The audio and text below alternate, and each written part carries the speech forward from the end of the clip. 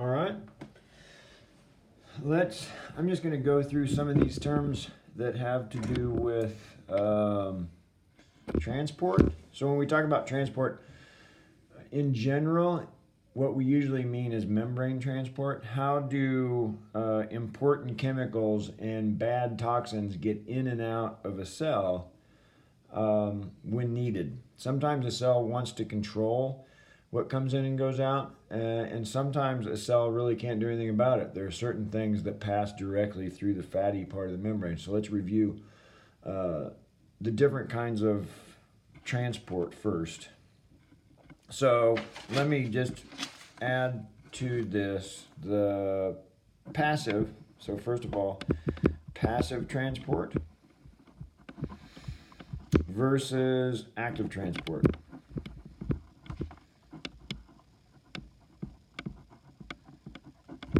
All right. So when we talk about passive transport, we're talking about moving things through the membrane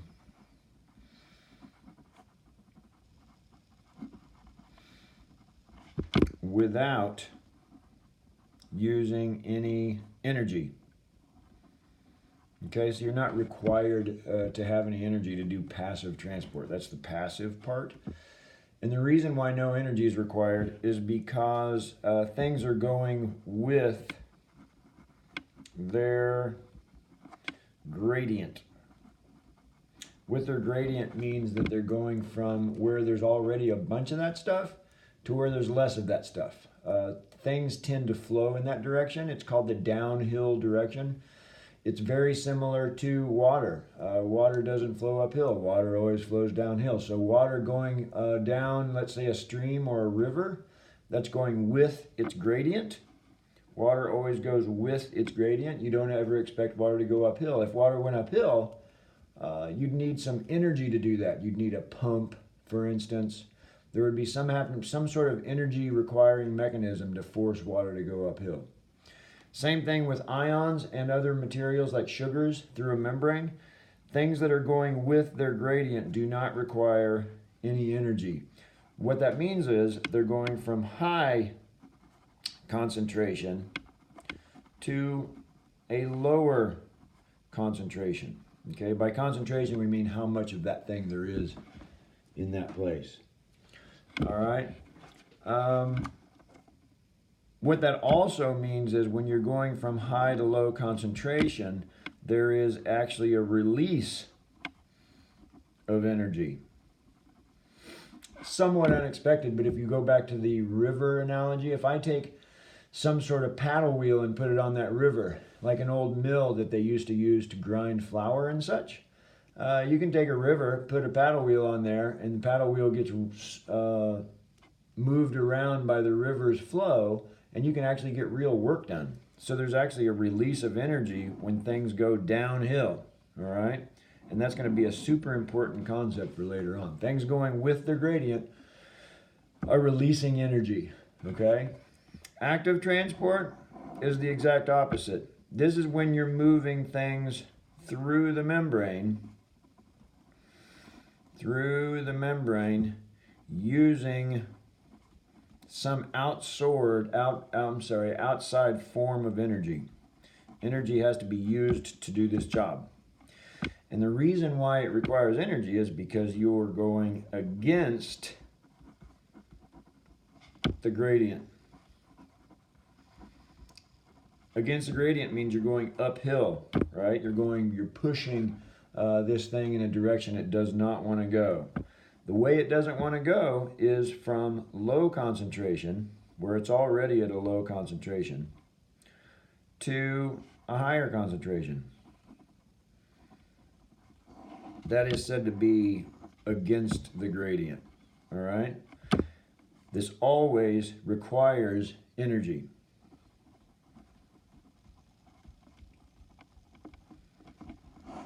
Pushing water uphill is going to require energy. You're going to have to get a pump. You're going to have some auger that drags water that direction, and so on and so forth. So active transport is always going to require energy. Passive transport has two versions. One is referred to as simple diffusion.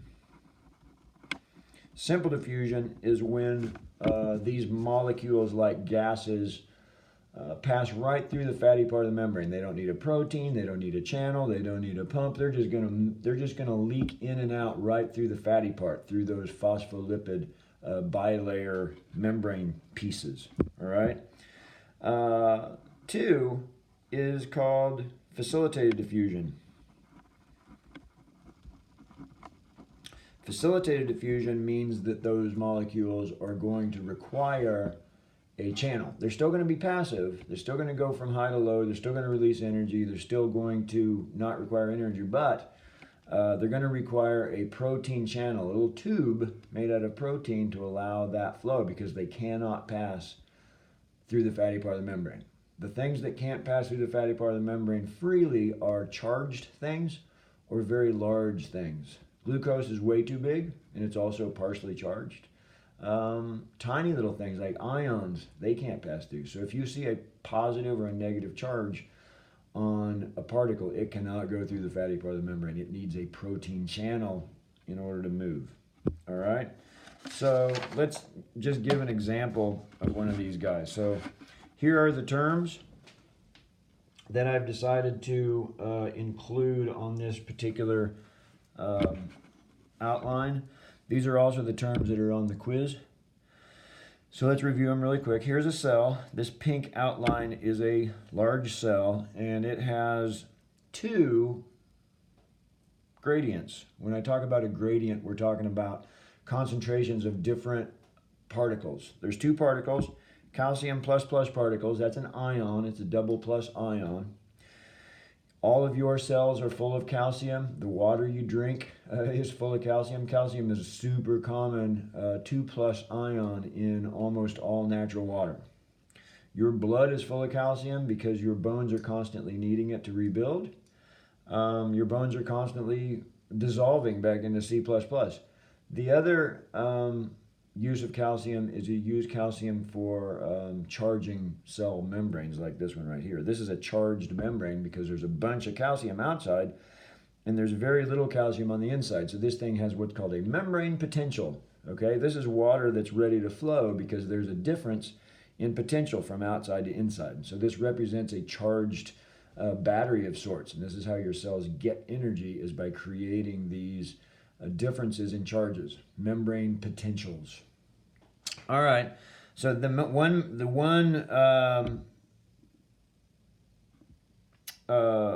membrane potential here, or a gradient, is the calcium gradient. There's also a nitrogen gradient. So I made a bunch of nitrogens on the inside, nitrogen gas. You know that this is nitrogen gas because there's no charge on it. Nitrogen is the biggest component of our atmosphere, and so nitrogen is dissolved in every part of every water source you've ever seen. There's lots and lots of nitrogen in the ocean. There's nitrogen in fresh water and drinking water and your blood. Nitrogen's everywhere. There's no way to get around it. So I have sort of made this into a gradient. This is a very short-lived gradient because that nitrogen can do whatever it wants to. Nitrogen can flow right through the fatty part of the membrane. And as it goes through that fatty part of the membrane, it's becoming less and less organized. And as things get less organized, we say they're increasing in their entropy. So the entropy is increasing as things get less and less organized. All right, so there's a calcium gradient, calcium plus gradient. There's a nitrogen gas gradient.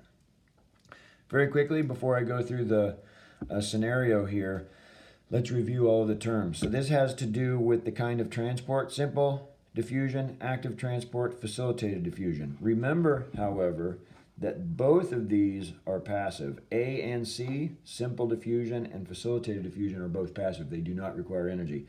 Active transport requires energy. Okay?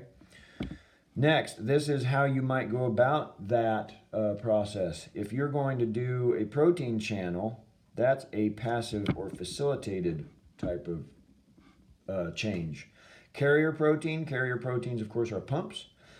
And so I've drawn a calcium pump here. A calcium pump is a carrier protein. So get in your mind that pumps and carriers are referring to the same thing and the same action. It's requiring energy. it's forcing molecules to go against their gradient, right? Remember, if it's active transport, you're forcing molecules to go against the gradient. Carrier protein should always be matched up with facilitated diffusion. Facilitated diffusion requires a no it doesn't, it requires a protein channel. So here's a channel down here. Protein channels are passive, right? I'll just write passive here, passive. Pumps are always active, okay? Through the bilayer, that is when simple diffusion happens. When something goes right through the bilayer, we call that simple diffusion. The only thing in this picture that can do simple diffusion right now is nitrogen gas. Nitrogen gas can pass right through the fatty part of that membrane. With and against the gradient simply means if it's going down its concentration gradient or up. If it's going with the gradient, that means it's going from high to low. For instance, the calcium here, if it's trying to get inside, that's with its gradient. That's what it wants to do. It's trying to get from high, where it's outside, to low, where it is inside. So letting that calcium leak inside, that is a passive type of transport, and that is with the gradient. So with the gradient always goes with the passive forms, okay? Endergonic versus exergonic. Endergonic means it's requiring energy. Energy is having to be forced on this, like ATPs having to be used, or sugar is having to be burned up or something. But energy is having to be consumed to do the job. Exergonic means that energy is being released. So energy is going out, like water flowing down the stream. That's energy being released. Anytime something does what it wants to do spontaneously and you don't have to keep forcing it, that is an exergonic situation, okay? Once I get a match burning, I don't have to keep striking it and striking it and striking it. It's gonna run on its own after that. That is an exergonic, meaning energy releasing energy process. The next one has to do with free energy, how much energy that is stored in the system is available. So in this triangle here, a big delta means that there is a change. All right, a negative change means there's a loss. So what this really means is there's a loss in free energy or stored energy, okay?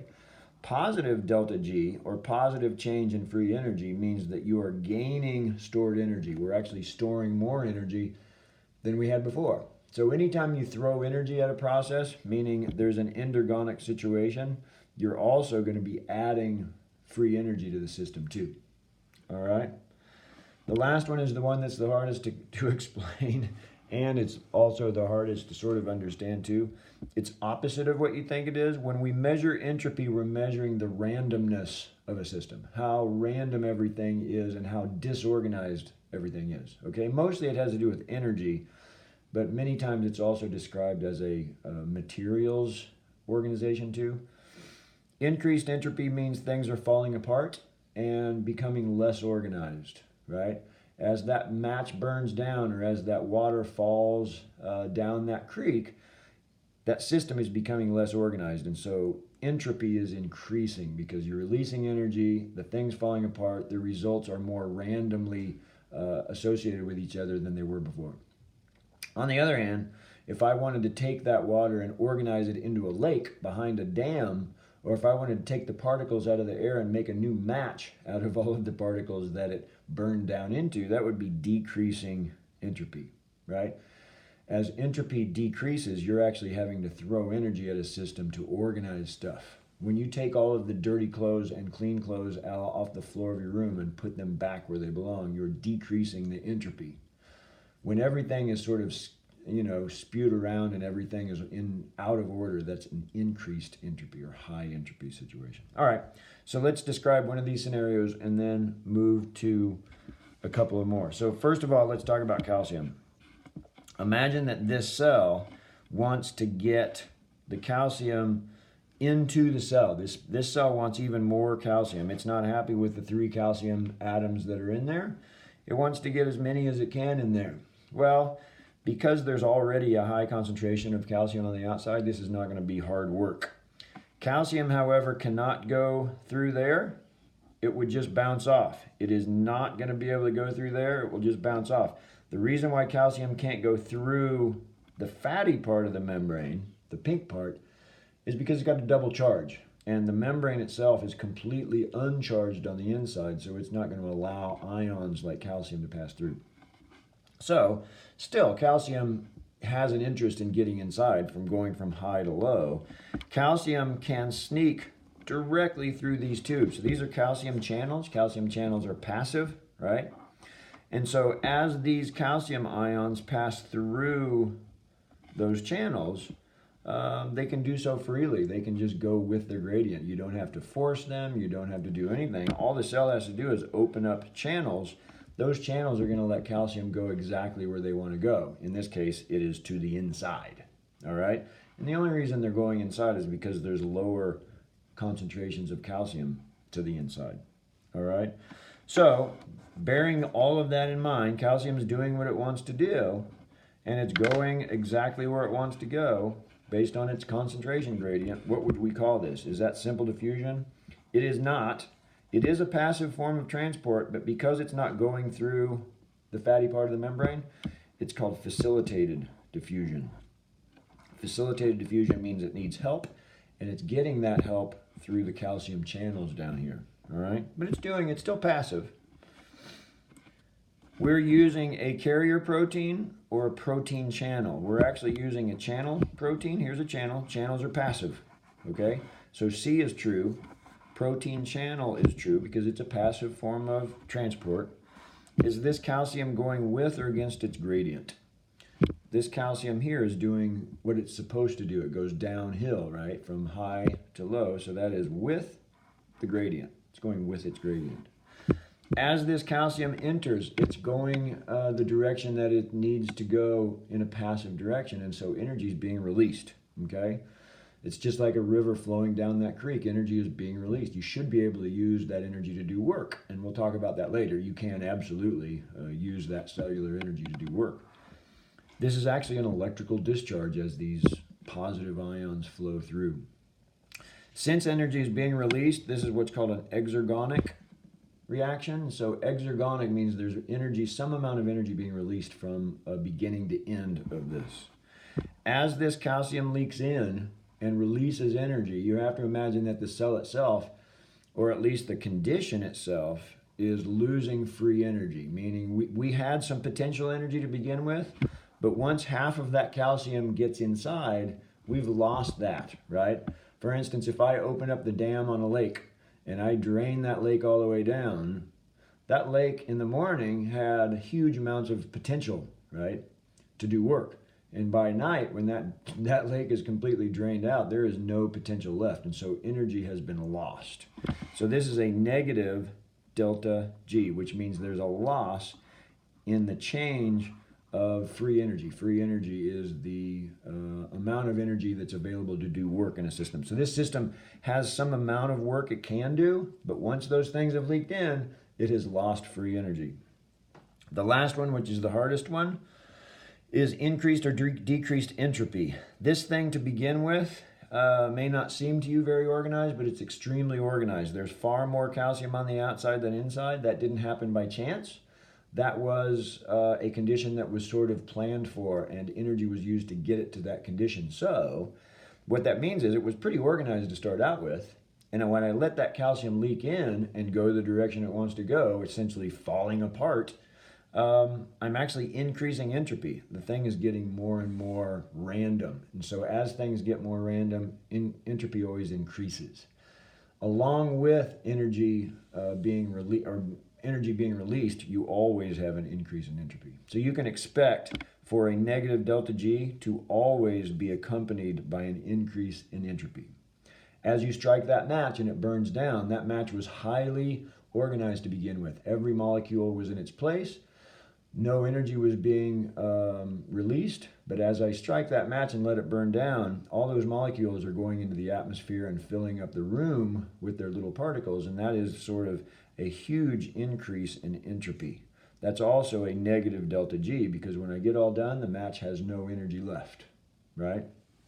All right, now let's look at the second gradient. The second gradient in this picture is a gas gradient. Gaseous gradients can be very easily changed because gases can pass right through the fatty part of the membrane. There's no way of controlling the concentration of gases inside or outside of a cell, because nonpolar gases like nitrogen and CO2 and oxygen gases, they can pass directly through that membrane without any trouble. And so there's no controlling them. When your red blood cells show up in your lungs, luckily, oxygen passes freely directly through that membrane and fills them up, because your lungs are full of oxygen by the time you inhale, right? And so this is completely passive. In fact, it's the most passive form of transport you can get, because those gases are just going to go pass right through the fatty part of the membrane, which is almost the entire outside of the cell. All right. So since there's already a nitrogen gas gradient inside to outside, the high concentration is inside, the low concentration is outside, let's go through the scenario in all of these same parameters. First of all, this is absolutely simple diffusion, because simple diffusion by definition is when those gases pass directly through the fatty part of the membrane from high to low. This is also what's referred to as through the bilayer types of transport. You can just circle through the bilayer for that portion, because that's what gases do. This is also going with the gradient, right? This thing is going exactly where it wants to go, which is from a highly concentrated place to a much lower concentrated place. Now remember, this has nothing to do with there being an inside or outside. This just has to do with where is there more versus where is there less. Don't worry about if it's in or out. All right.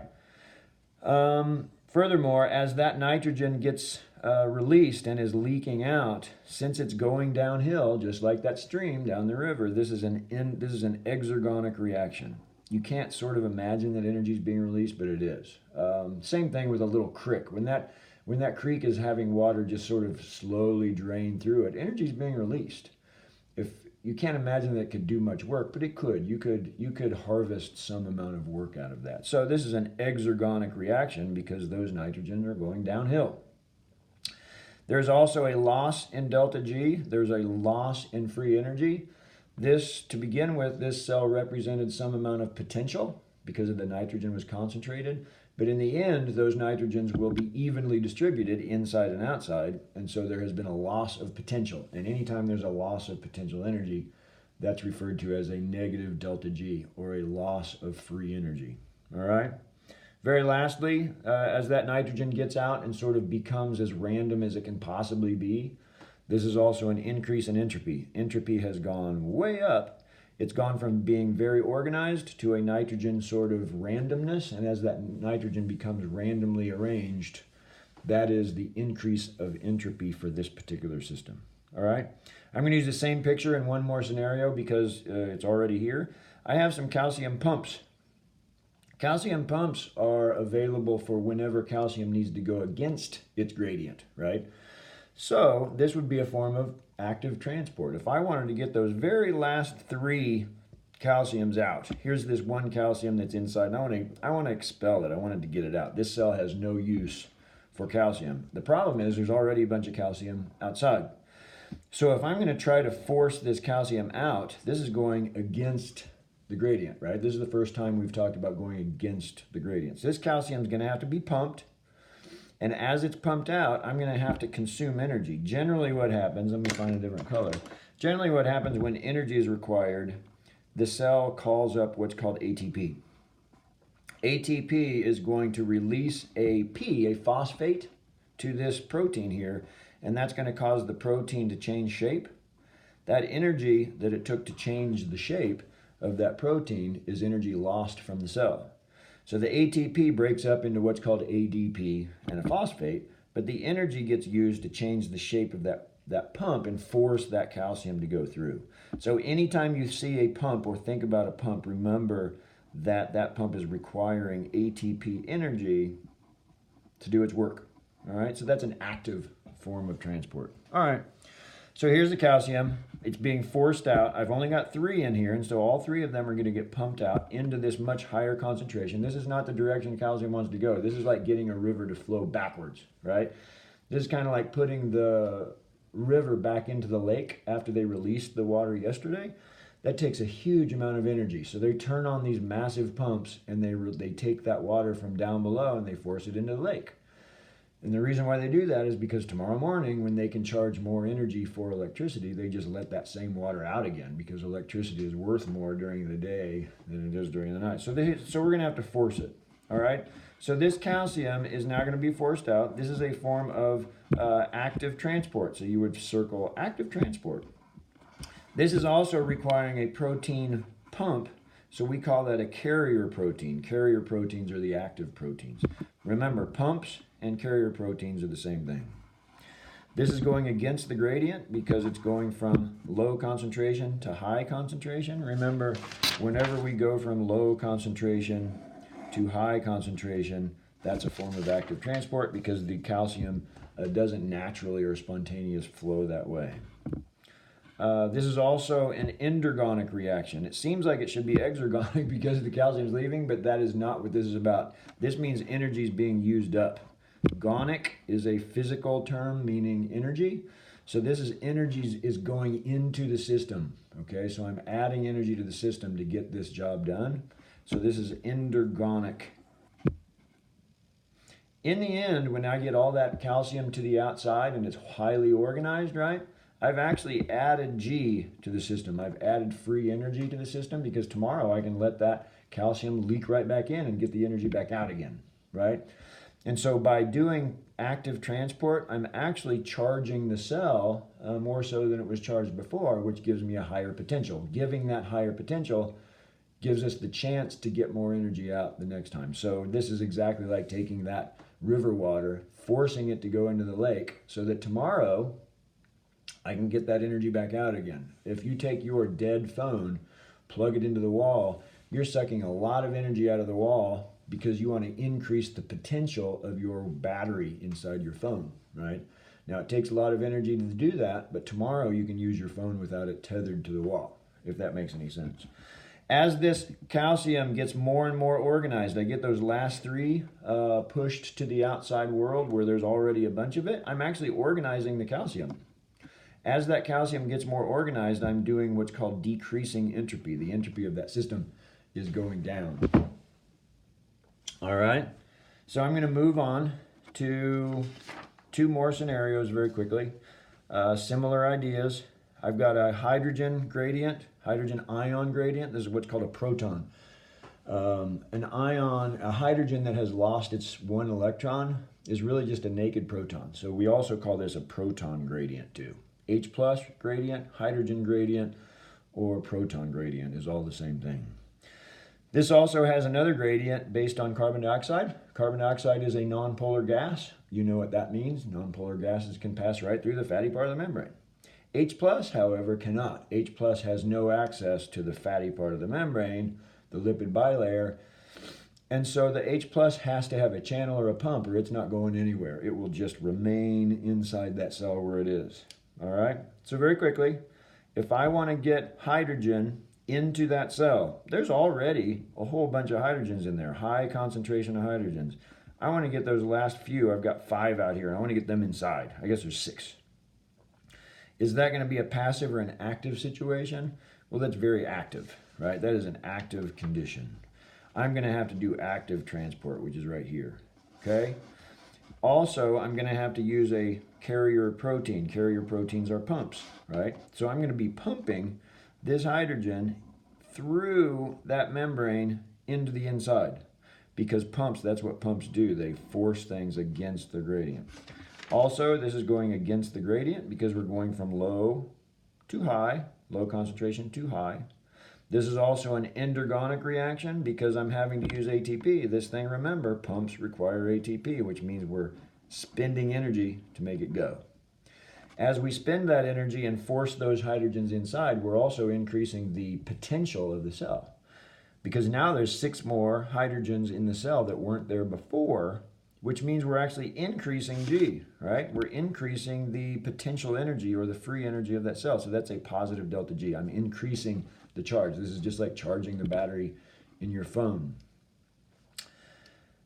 Also, I'm organizing the hydrogens in even a higher sense than they were before. Most of them were in there before, which was pretty low entropy to begin with, but I'm making the entropy even lower because I've got all of them in there now. So that's pretty much as organized as it can be. So I'm decreasing entropy. Decreased entropy always means you're increasing the potential of the system.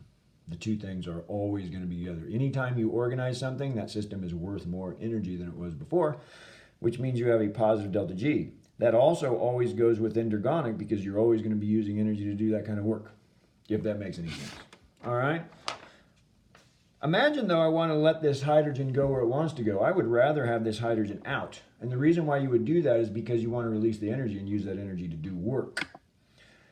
Every bit of the ATP in your body right now, well, 98% of the ATP that's doing the work of your body right now is from hydrogen ion gradients. Hydrogen ions are allowed to spill out through hydrogen channels. This hydrogen spills through that channel exactly the way it wants to, and as it goes, it's releasing energy. That's an electrical discharge.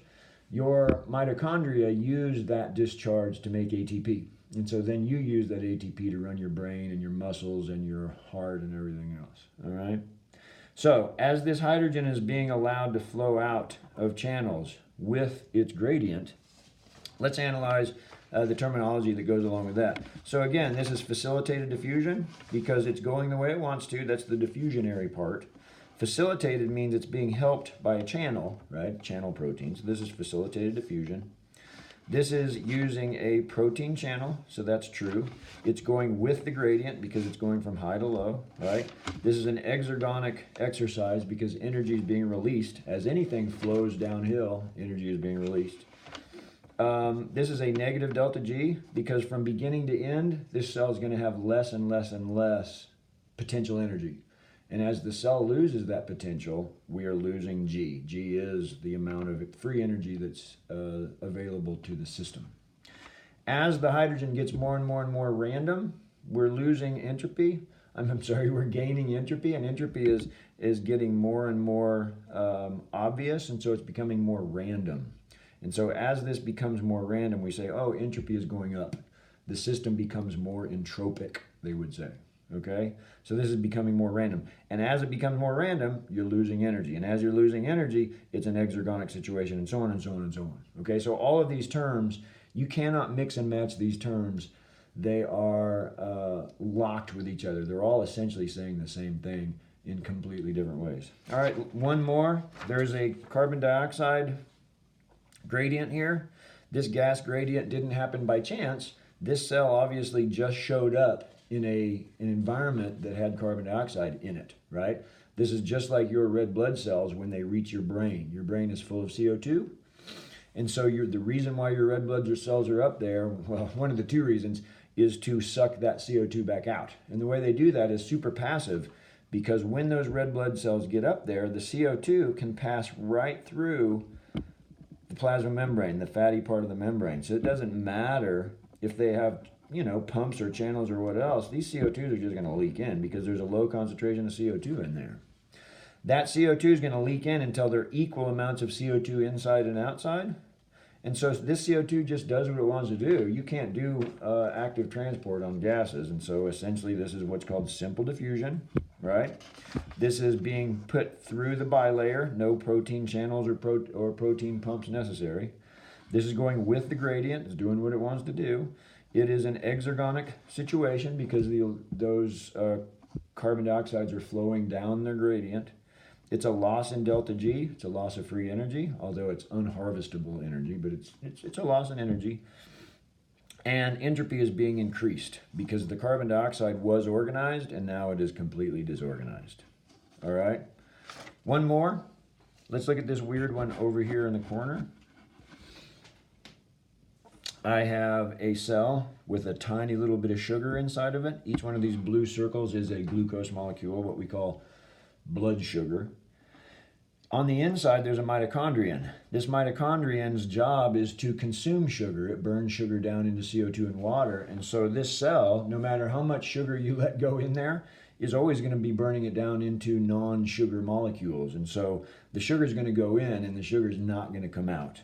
So the gradient of glucose is always higher on the outside than the inside, which means we don't have to pump glucose anywhere. Glucose is always going to go to the insides of cells from the outside because it's being consumed on the inside. So here's my mitochondria. It's sucking in that glucose, it's destroying it, turning it into CO2 and water, right? And then it consumes another one and another one and another one. So there's always going to be a low concentration of glucose inside that cell. The question is, how do you get new glucose into the cell to keep that cell from starving to death? Well, it's pretty basic. We don't need a pump because this is already in a high concentration because you're constantly eating sugar, right? Everything you eat has glucose monomers in it. Most of them are snuck away in starches, but it's very easy for you to break those down by hydrolysis and turn them into glucose molecules. So your blood sugar is sort of bathing all of your cells in glucose molecules, and now you need to get it inside those cells from your bloodstream. What you require is a glucose channel. Glucose can't go through the fatty part of the membrane because it's great big and it's partially charged. It has huge numbers of polarities to it. If you recall, glucose has a bunch of OH groups, hydroxyl groups hanging off the outside, which means it is super polar, and that's why sugar dissolves in water, right? So these things have no access to the fatty part of the membrane. So every cell that needs sugar, which is every cell, has to have glucose channels. These glucose channels are passive, like all channels, but they are specific to this particular sugar. As that sugar gets used up, glucose is going to be passively flowing in. That sugar can passively just flow through those channels as long as they're open. These are what are called gated channels. They can open and close. As this glucose flows in, let me find my blue marker, as that glucose flows in, it gets consumed by the mitochondria. And so even more glucose gets pulled in.